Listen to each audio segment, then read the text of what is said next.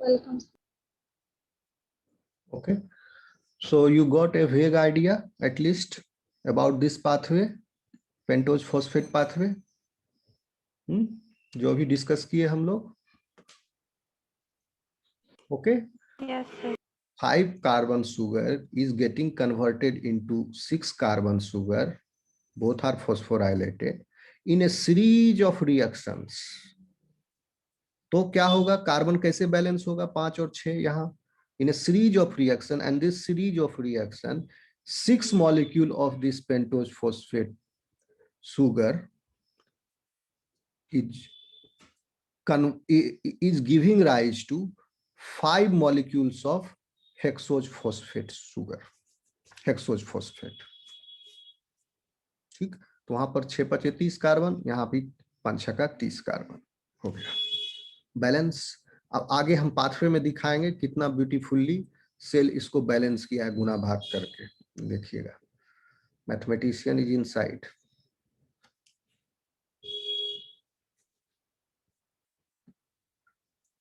तो कहने का मतलब पेंटोज फॉस्फेट पाथवे कहाँ हो रहा है, आपके सारे सेल्स में हो रहे हैं. जैसे ग्लाइकोलाइसिस हर सेल्स में हो रहा है. ओके, हाँ, कुछ सेल्स के लिए ग्लाइकोलाइसिस ही मेन एनर्जी यील्डिंग पाथवे है, जैसे रेटिना का सेल, ओके, किडनी का मेडुला का cell, erythrocytes, okay, and brain cells also. आगे बढ़े. Yes, sir. ओके, बोर हो गया क्या? Yes, sir. चलो, ओके, अब हम पढ़ देते हैं यहां से. In most animal tissues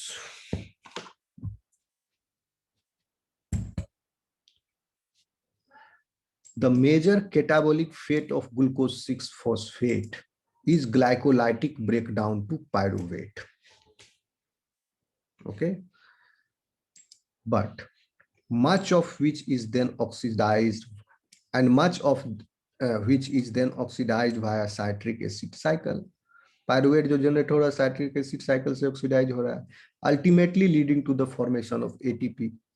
okay, so glucose 6 phosphate, but glucose 6 phosphate does have other catabolic fates also, however, which lead to specialized products needed for the cell, जो कि स्पेशलाइज्ड प्रोडक्ट्स के लिए आवश्यक है. Glucose 6 phosphate other than glycolytic, glycolytic pathway भी जरूरी है, पायरुवेट भी जरूरी है, most important, but other specialised products के लिए भी glucose 6 phosphate is the precursor. Okay, of particular importance in some tissues is the oxidation of glucose 6 phosphate to pentose phosphates by pentose phosphate pathway, also called as phosphogluconate pathway or the hexose monophosphate pathway. Okay, यही HMP हो गया. Figure 1421 ये figure दिखाया है आपको. Okay, so देखिए इसमें क्या लिखा, general scheme of the pentose phosphate pathway. NADPH formed in this oxidative phase is used to reduce glutathione and to support reductive biosynthesis. The other product of the oxidative phase is ribose 5-phosphate, which serves as a precursor for nucleotides, coenzymes, and nucleic acids. In cells that are not using ribose 5-phosphate for biosynthesis, the non-oxidative phase recycles 6 molecules of the pentose into 5 molecules of hexose glucose 6 phosphate, allowing continued production of NADPH and converting glucose 6 phosphate in 6 cycles to CO2. ठीक है, अगर ये convert नहीं हो hexose phosphate में, ठीक है, ये पेंटोज फॉस्फेट, तो ये पेंटोज फॉस्फेट एक्यूमुलेट हो जाएगा और उस सेल में NADPH तो चाहिए, तो NADPH के प्रोडक्शन के लिए करते जाएगा और ये एक्यूमुलेट होते चला जाता है, इसीलिए इसको रिसाइकल होना जरूरी है. तो ये वापस में बन जाता है 6 मॉलिक्यूल इसका, 5 मॉलिक्यूल उसका में तब्दील हो जाता है. आगे हम दिखाएंगे पाथवे में कैसे हो रहा है. ओके, यहाँ तक क्लियर है आपको? Yes, sir. In this oxidative pathway, NADP plus is the electron acceptor, yielding NADPH.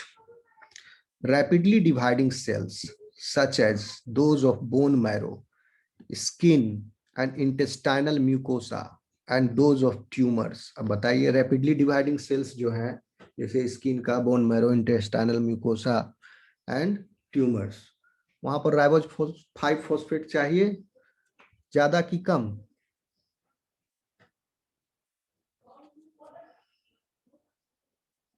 Hello, ज्यादा सर। ज्यादा चाहिए. Okay, good. So uses pentose ribose 5 phosphate to make RNA and DNA and coenzymes such as ATP, NADH, FADH2 and coenzyme A. ये सब बनने के लिए क्या चाहिए? Ribose 5 phosphate. एटीपी भी उसी से बना हुआ है. राइबोज 5 फॉस्फेट में फॉस्फोराइलेशन हुआ एनहाइड्राइड बॉन्ड के फॉर्म के रूप में. ओके, तो एटीपी बन गया, एडीपी हो गया, एक कम हो गया फॉस्फेट ग्रुप, तो एएमपी में मोनोफॉस्फेट है, तो उसका भी जो है शुगर पेंटोज फॉस्फेट ही है. और न्यूक्लियोटाइड भी, चूंकि यही एटीपी जीटीपी यही सब न्यूक्लियोटाइड भी है, यही डीएनए आरएनए में भी जाके ये होगा, एक्चुअली एएमपी होगा. ओके, डीएनए आरएनए में भी एक्यूमुलेट इनकॉर्पोरेट होगा, बैकबोन बनेगा डीएनए आरएनए का. ओके, तो पेंटोज ये राइबोज 5 फॉस्फेट का कितना इंपॉर्टेंस है आप समझ गए, for the synthesis of this type of biomolecules.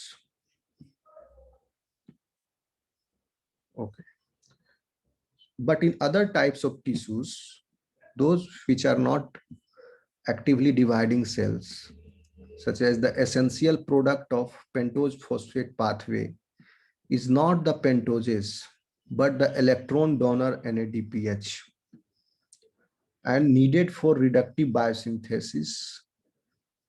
तो NADPH जो है जरूरी है रिडक्टिव बायोसिंथेसिस, जैसे फैटी एसिड का synthesis, or to counter the damaging effects of oxygen radicals, free radicals.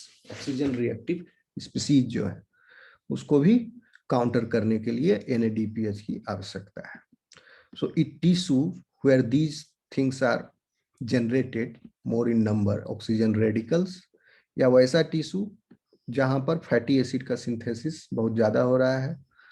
Okay, tissues that carry out extensive fatty acid synthesis such as liver हो गया, adipose tissue, lactating mammary glands. ठीक है, इस यहाँ पर जो sales हैं, और very active synthesis of cholesterol यहाँ हो रहा है, एंड स्टेरॉयड हार्मोन्स, ये सब कहाँ पर हो रहे थे? लीवर में, एड्रेनल ग्लैंड में, ओके, गोनाडल सेल्स में, इस सब जगह पर they require NADPH, okay, provided by this pathway. So NADPH is coming from this pathway. They require NADPH more. उसमें NADPH उसका प्राइमरी रिक्वायरमेंट है, तो राइबोज 5 फॉस्फेट क्यों वहां पर एक्यूमुलेट होगा? वो फिर क्या होगा? राइबोज 5 फॉस्फेट फिर ग्लूकोज 6 फॉस्फेट में चैनलाइज हो जाएगा. Okay, erythrocytes and the cells of the lens and cornea are directly expose to oxygen. ठीक है, and thus to the damaging free radicals generated by oxygen. तो यहाँ पर NADPH का रिक्वायरमेंट इस तरीका से है, क्योंकि यहाँ पर ऑक्सीजन रेडिकल्स जनरेट हो रहे हैं, फ्री रेडिकल्स कहाँ में? एरिथ्रोसाइट, कॉर्निया, लेंस में, cells of the lens and cornea. By maintaining a reducing atmosphere, a high ratio of NADPH plus NADP plus, and a high ratio of reduced oxidized glutathione, such cells can prevent or undo oxidative damage to proteins, lipids, and other sensitive molecules. In erythrocytes, NADPH produced by the pentose phosphate pathway is so important in preventing oxidative damage that a genetic defect in glucose 6-phosphate dehydrogenase, the first enzyme of this pathway, can have serious medical consequences.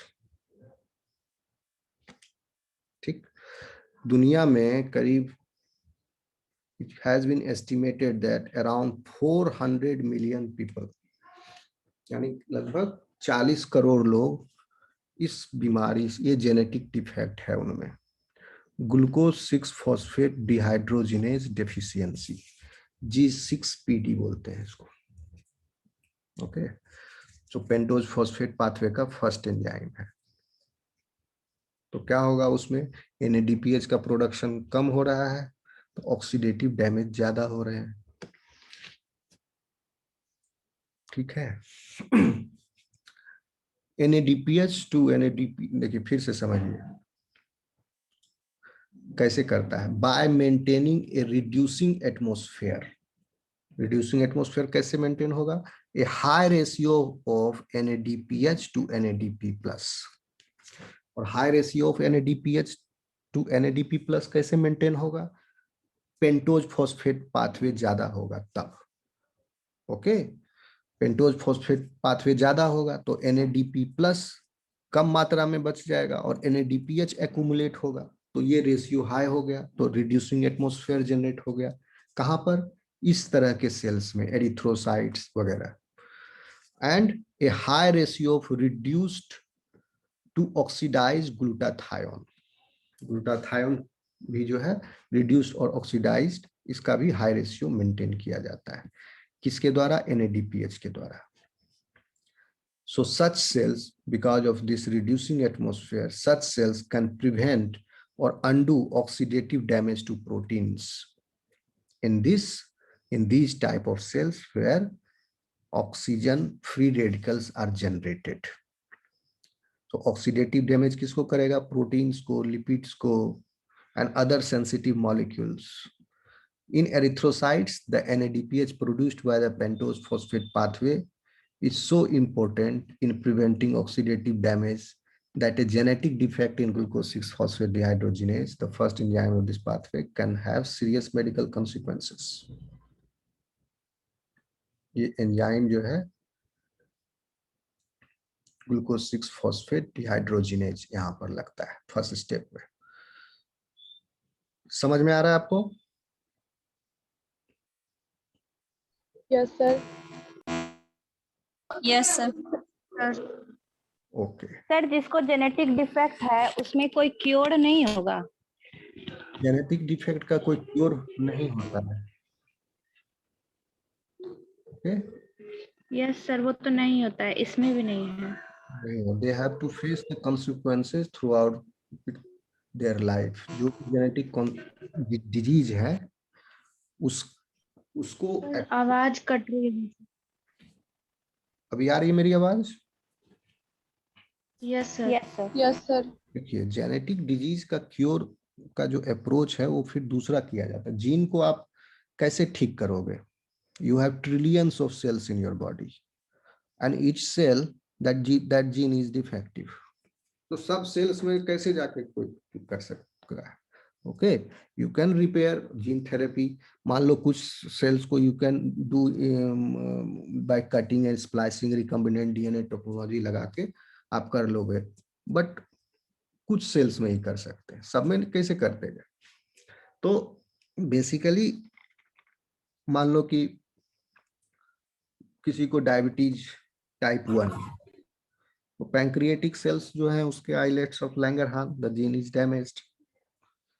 Okay, तो अब you can target some of the cells of the pancreatic islets of the Langerhans by doing this gene therapy. Still this technique is evolving.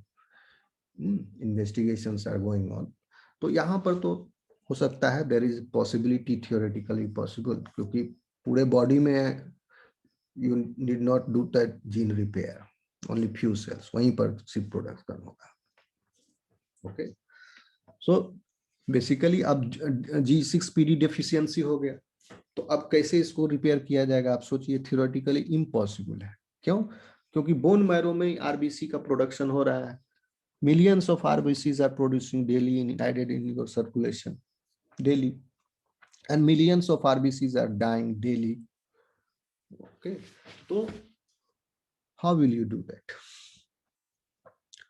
ठीक है, तो G6PD deficiency हो गया है। G6PD enzyme जो है आरबीसी का जब बर्थ हुआ, क्योंकि बाद में जीन उसमें डीएनए तो है नहीं, आरबीसी का जब बर्थ हुआ, जब आरबीसी डिन्यूक्लिएट हुआ, बोन मैरो से निकला, उसी समय उसमें ये सब जो एंजाइम्स हैं, ग्लाइकोलाइटिक पाथवे और पेंटोज फॉस्फेट पाथवे के एंजाइम उसमें दे दिए गए रिक्वायर्ड अमाउंट में, और वो फिर धीरे धीरे 120 दिन में खर्च होकर डिग्रेड हो गया, क्योंकि सब प्रोटीन एंजाइम का अपना हाफ लाइफ होता है। ओके, और एंड हो गया, और आरबीसी भी 120 दिन में अपना लाइफ पूरा कर लिया। ठीक है, तो G6PD एंजाइम कैसे किया जाएगा बताओ, is it possible? Not possible. लेकिन कुछ ऐसा डिजीज है जिसमें जीन प्रोडक्ट जो है वो मिसिंग है। अगर मान लो जीन प्रोडक्ट इसमें G6PD है, डेरियोजिनेज एंजाइम, अब ये एंजाइम हर आरबीसी के साइटोसोल में होना चाहिए अंदर में।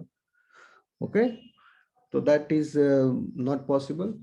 और लेकिन मान लो कि कोई ऐसा जीन प्रोडक्ट है, वो यानी प्रोटीन जो कि रिक्वायर्ड है, वो डिफिशियंट हो गया। जैसे कि अभी आप सुने होंगे, मीडिया में बहुत दिन चला 16 करोड़ का इंजेक्शन। ओके, तो क्या है एक्चुअली मस्कुलर डिस्ट्रोफी का? The gene product. ओके, उसी जीन प्रोडक्ट को डिलीवर किया जा रहा है for the to the target cell. ठीक है, तो टारगेट सेल में जाकर के जीन प्रोडक्ट एक्यूमुलेट हो गया, जीन प्रोडक्ट, तो भले ही जीन डिफेक्टिव हो, उस जीन प्रोडक्ट से नॉर्मल फंक्शन एक्वायर हो गया। ठीक है, तो वो पेशेंट का जान बच गया, क्योंकि it is very vital for the function. क्योंकि टर्मिनली क्या हो गया, मसल लूज करते करते इस स्टेज पर आ गया है कि intestinal peristalsis is also affected, now getting affected. तो अब इंटेस्टाइन ही नहीं मूव, पेरिस्टाल्सिस होगा तो डाइजेशन कैसे होगा, फिर वो फीडिंग बाद में पाइप लगाना पड़ जाता है, फिर कुछ कुछ, तो धीरे धीरे वो फिर और डिग्रेड हो जाएगा, पेशेंट डाय कर जाएगा। तो एटलीस्ट उसको इंट्रोड्यूस कर दिया गया उस स्टेज पर, तो अब बच गया थोड़ा सा, इंटेस्टाइनल पेरिस्टाल्सिस स्टार्टेड हो गया, but still skeletal muscles have not become fully functional, so that person will require another sorts of that heavy priced injection. Okay, but it has been seen that the 2-3 injections में हो जाता है fully recover, और उसका वो पूरा package है 16 करोड़ का। ठीक है, आगे बढ़े। Yes sir. Yes, sir. Okay, अब देखिए, oxidative phase produces pentose phosphate and NADPH, ये रिक्वायर्ड है। अब हम इस पाथवे को, रिकॉर्डिंग ऑन है ना, अब इस पाथवे को हम देखेंगे कि ये पाथवे पेंटोज फॉस्फेट पाथवे, ये भी पार्ट है उसका, ऑक्सीडेटिव फेज भी, एंड नॉन ऑक्सीडेटिव फेज में भी जो स्टेप्स हैं, that also is the part of pentose phosphate pathway. तो यहाँ पर उसमें इतने सारे स्टेप्स हैं, इसलिए डैश डैश करके दिखा दिया है। तो आप भी अगर एग्जाम में आए तो डैश डैश करके दिखा सकते हो, सब दिखाने की जरूरत नहीं है, लेकिन फिर भी समझा देंगे हम आपको, बहुत सारे एंजाइम है इसमें। ओके, तो पहले हम लोग ये देख लेते हैं ऑक्सीडेटिव फेज, सीधा वाला जो ये 5-6 जो लिखे हुए हैं, ठीक है ना, 5 नहीं, ये 4 है।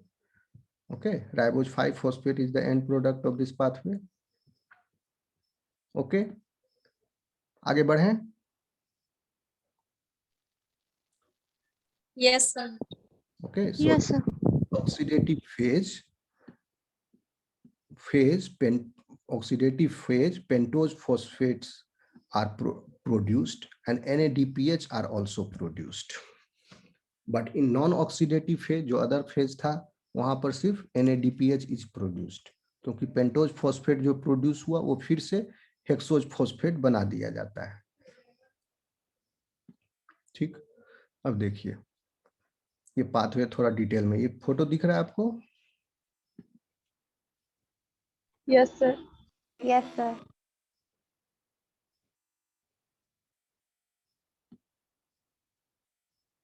ठीक, देखिए, the first reaction of the pentose phosphate pathway, this figure, is the oxidation of glucose 6 phosphate by glucose 6 phosphate dehydrogenase G6PD to form 6-phosphoglucono-D-lactone. This is an intermediate, okay, an intramolecular ester. Intramolecular Easter है ये intermediate, जो 2 dash हम यहाँ पर दिखाए थे ना आपको, ये 2 डैश है, यहाँ पर वो मॉलिक्यूल है। ओके, ये डायरेक्ट लिख दिया गया। उसके बाद 6-फॉस्फोग्लूकोनेट बनता। तो ये है फर्स्ट रिएक्शन जिसमें ग्लूकोज 6-फॉस्फेट जो है by this enzyme glucose six phosphate dehydrogenase is forming 6-phosphogluconodilactone. This is glucose 6-phosphate. ये रिंग फॉर्म है, देखो ऑक्सीजन जो है कंबाइंड है, रिंग फॉर्म है, हेमी एसिटल है ये बेसिकली।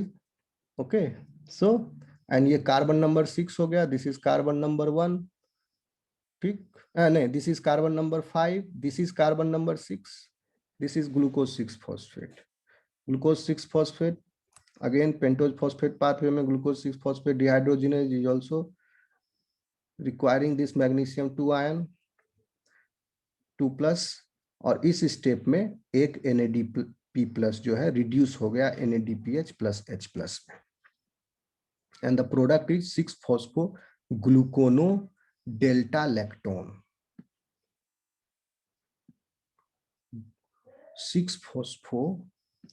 6 कार्बन पर फॉस्फो है एंड ग्लूकोनो डेल्टा लैक्टोन। अब इसका नाम थोड़ा इससे मतलब निकालना पड़ेगा। ये पिक्चर और ये पिक्चर, ये स्ट्रक्चर और ये स्ट्रक्चर कितना डिफरेंट है देखो। यहाँ पर एल्डिहाइड ग्रुप था, हेमी एसिटल, वो फिर हाइड्रोक्सिलेटेड है। Okay, now here you can see that there is one ester group, COO ester group है, yes or no? Yes sir. Yes, sir. Yes, sir. Yes, sir. COO से ये bond किया हुआ है, there here it is an ester group, so ये एक Easter है, Easter हो गया। और इंट्रामोलिकुलर ईस्टर है, अपने ही मॉलिक्यूल के बीच में ईस्टर है, ठीक। अब 6-phosphogluconodilactone बनने के बाद intramolecular Easter NAD+ is the electron acceptor and the overall, कहां से आ गया, and the overall equilibrium कुछ डिलीट हो गया क्या? अच्छा ऊपर चला गया, ठीक। And the overall equilibrium lies far in the direction of NADPH formation, ठीक है। तो इसका इक्विलिब्रियम कांस्टेंट जो है इस रिएक्शन का क्या है, बहुत बहुत कम है, जिससे क्या हुआ कि प्रोडक्ट चाहे कितना भी बन जाए, रिएक्शन जो है आगे ही डायरेक्शन में जाएगा, NADPH formation. So the lactone is, this lactone is then hydrolyzed to the free acid, which is 6-phosphogluconate, ठीक, 6-phosphogluconate। अब याद कीजिए कि ग्लूकोनेट क्या था, एक ग्लूकोरोनिक एसिड बताए थे आपको, और एक ग्लूकोरोनेट था, एक ग्लूकोनेट था, याद है?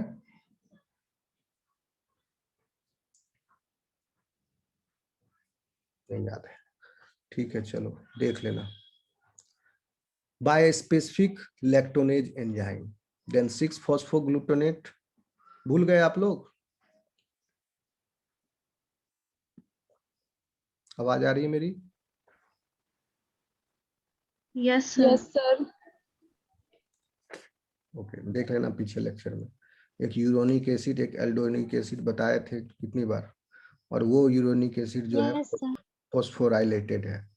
तो वही Yes, है 6-phosphogluconate। बाय ग्लूकोरोनेट ने ग्लूकोनेट है, यूरोनिक, ये हो गया आपका एल्डोनिक एसिड। बाय ए स्पेसिफिक लैक्टोनेज, फिर अलग एंजाइम लग गया इसमें, देन 6-phosphogluconate जो है फिर undergoes oxidation and decarboxylation by 6-phosphogluconate dehydrogenase enzyme. ये स्टेप लैक्टोनेज से बन गया 6-फॉस्फोग्लूकोनेट। ओके, 6-फॉस्फोग्लूकोनेट से फिर by this enzyme six phosphogluconate dehydrogenase क्या फॉर्म हो रहा है, D ribulose five phosphate, D ribulose five phosphate, keto form of this pentose sugar. And in this reaction, what is producing, what is you getting, that is reduced form of NADP again, and 1 CO2 is released in this reaction. तो यहाँ तक 6 carbon था, 6-फॉस्फोग्लूकोनेट तक, अब ये हो गया 5 carbon, D ribulose 5-फॉस्फेट। Okay, और उसके बाद फिर डी राइबुलोज 5-फॉस्फेट जो है आइसोमेराइज करके ये एल्डिहाइड पेंटोज हो गया, फॉस्फेट है, डी राइबोज 5-फॉस्फेट में तब्दील हो गया by the enzyme phosphopentose isomerase. Now here you can see there is a keto group in this, C double O bond, दोनों तरफ RR, and here there is a aldehyde group. So this is aldehyde sugar, phosphorylated at carbon number 5. Yes or no? Yes, sir. Yes, sir. Yes, sir. Okay. So what you are getting, 6-फॉस्फोग्लूटोनेट जो है वो oxidation हुआ उसका, फिर decarboxylation हुआ, एक CO2 बाहर निकला बाय 6-फॉस्फोग्लूकोनेट डिहाइड्रोजिनेज एंजाइम, ठीक है, टू फॉर्म कीटोपेंटोज। कीटोपेंटोज है वो, कीटोपेंटोज, ठीक। कीटोहेक्सोज क्या था, फ्रुक्टोज, ये कीटोपेंटोज है, नाम है राइबुलोज। और अगर याद हो आपको तो पेंटोज तक उल लगा देने से क्या हो जाता था, कीटो ग्रुप सुगर, बीच में Ketose. हाँ बीच में उल लगा दिया जाता था तो कीटोन हो गया, एल्डिहाइड वाले नाम में उल लगा दिए, हेक्सोज में हालांकि वो नहीं फॉलो किया गया। तो कीटोपेंटोज में राइबुलोज 5-फॉस्फेट बन गया, and this ribulose 5-phosphate, then the reaction generates a second molecule of NADPH in this step. Okay, and this ribulose 5-phosphate is important in regulation of glycolysis and gluconeogenesis by different mechanism. यह भी सिर्फ जान लो, ये regulation में काम आता है ribulose 5-phosphate, glycolysis का भी रेगुलेशन में। Okay, so a phosphopentose isomerase is the last enzyme which converts ribulose 5-phosphate to its aldose isomer, that is ribose 5-phosphate.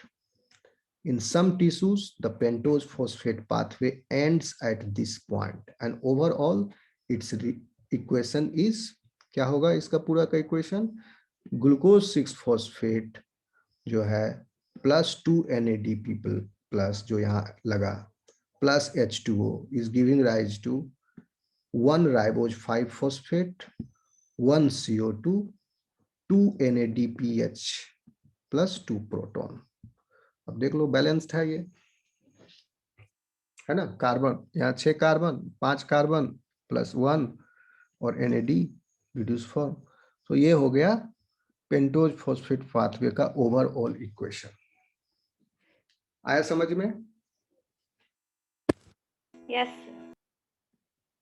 Yes, sir. Yes, sir. Pentose phosphate pathway का ये overall equation है इन which condition, oxidative phase, ठीक है, oxidative phase में जहां पर ribose 5-phosphate की आवश्यकता है ऑक्सीडेटिव फेज में, और नॉन ऑक्सीडेटिव फेज में राइबोज 5-phosphate की आवश्यकता नहीं है, वहां सिर्फ NADPH की आवश्यकता है, इसलिए राइबोज 5-phosphate चैनलाइज हो जाता है वो सारे सेल्स जिसमें नॉन ऑक्सीडेटिव फेज चलते हैं जैसे एरिथ्रोसाइट्स में, इनटू ग्लूकोज 6-phosphate। आई बात समझ में? Yes, sir. Yes, sir.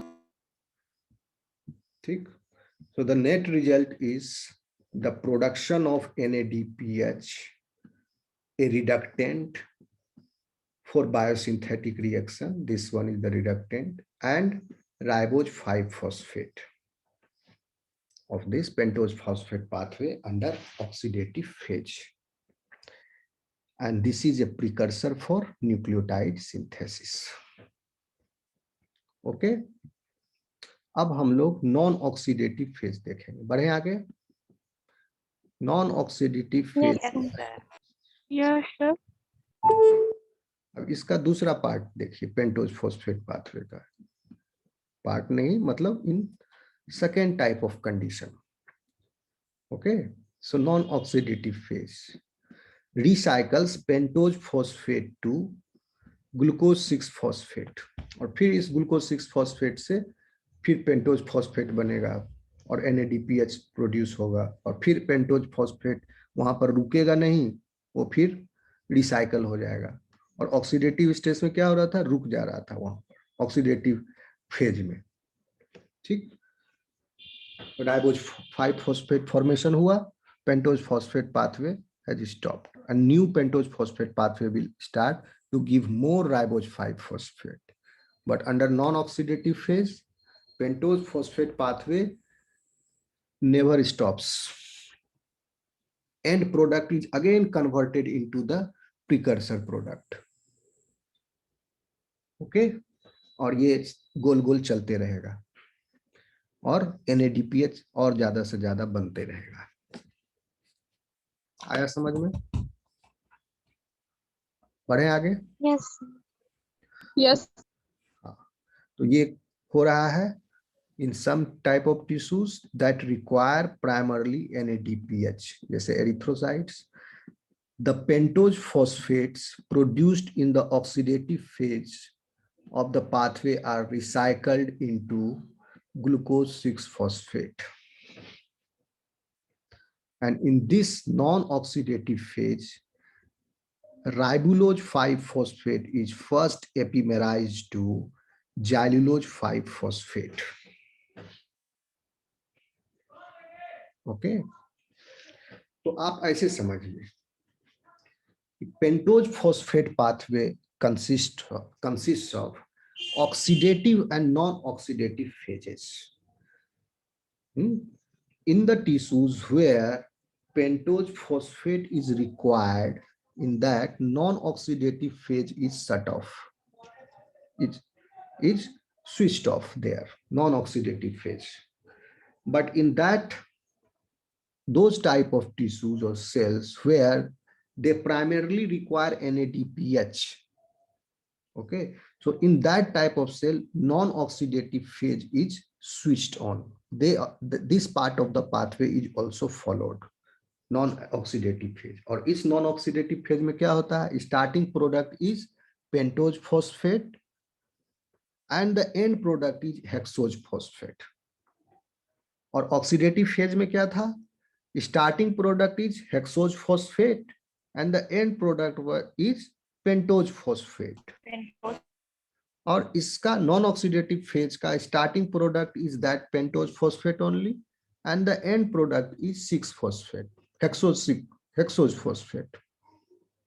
ठीक है, ये गोल गोल घूम गया और इस गोल घूमने के चक्कर में NADPH का प्रोडक्शन हो गया, जो कि सेल को जरूरी था। ओके, आया समझ में?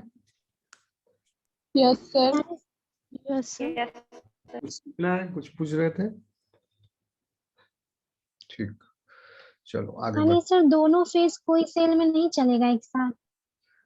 दोनों फेज एक सेल में चल सकता है।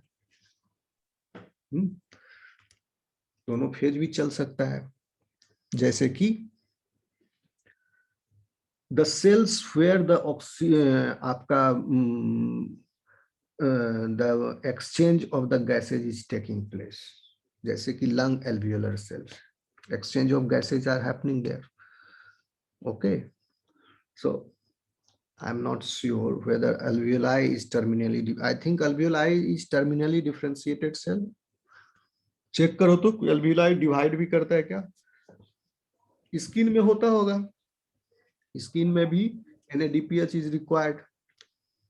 Okay, but NADPH का रिक्वायरमेंट कम है स्किन में, तो NADPH अगर कम मात्रा में रिक्वायर्ड है तो जो ऑक्सीडेटिव फेज के पाथवे में जो NADPH प्रोड्यूस हुआ था उसी से काम चल जाएगा। I am not sure about this that, नहीं लेकिन एरिथ्रोसाइट्स में तो दोनों फेज चल ही रहा है। Okay, oxidative phase and non oxidative phase दोनों चल रहे हैं। आपका सवाल क्या था एग्जैक्टली? कि सर ये दोनों ऑक्सीडेटिव और नॉन ऑक्सीडेटिव क्या कोई एक सेल में चल सकता है दोनों? हाँ हाँ चल सकता है, एरिथ्रोसाइट में चल रहा है ना। एरिथ्रोसाइट में नॉन ऑक्सीडेटिव फेज के चलने के लिए ऑक्सीडेटिव फेज भी चलना जरूरी है कि नहीं? नॉन ऑक्सीडेटिव फेज Yes, का sir. स्टार्ट पॉइंट क्या है? Pentose phosphate. तो वो पेंटोज फॉस्फेट जो है ऑक्सीडेटिव, रिएक्शन सिर्फ हाँ। रिएक्शन चेंज होगा ना सर, चलेगा लेकिन रिएक्शन चेंज होगा, रिएक्शन चेंज होने, रिएक्टिव जो होगा वो अलग। रिएक्शन चेंज होने का क्या मतलब? मतलब जैसे 5 फॉस्फेट से 6 हो रहा है, 6 से फिर 5 में हो रहा है, तो वो तो रिएक्शन तो चेंज है ना, तो उसमें भी हाँ, तो और भी सारे बॉडी। देखो रिएक्शन तो चेंज होगा ही, रिएक्शन सेम कैसे होगा? ऑक्सीडेटिव फेज जो है ग्लूकोज 6 फॉस्फेट से स्टार्ट हुआ राइबोज 5 फॉस्फेट तक, oxidative phase it is called.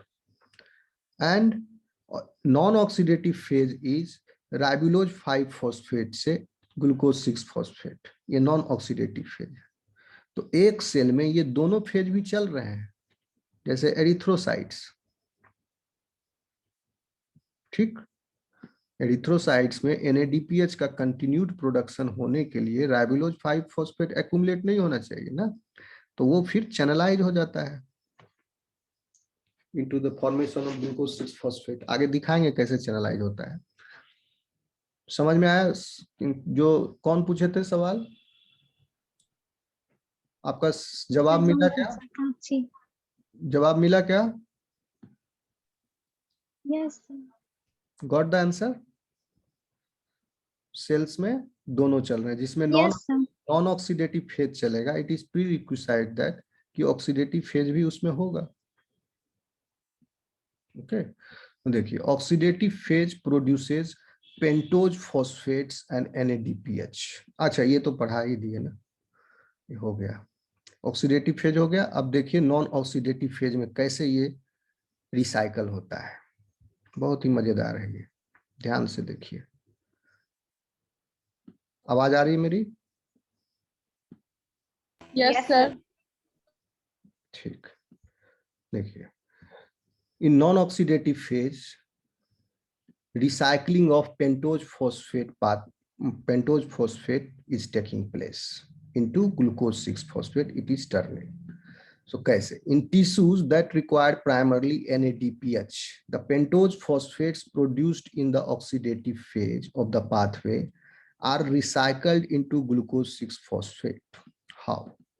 First, in this non-oxidative phase, ribulose 5 phosphate is first epimerized to xylulose 5 phosphate. याद है xylulose 5 phosphate आपको? xylulose क्या था? कीटो सुगर था। Okay, yes sir, keto hexose. Hexose नहीं है, ये भी पेंटोज है। Pentose one type of pentose sugar. Okay,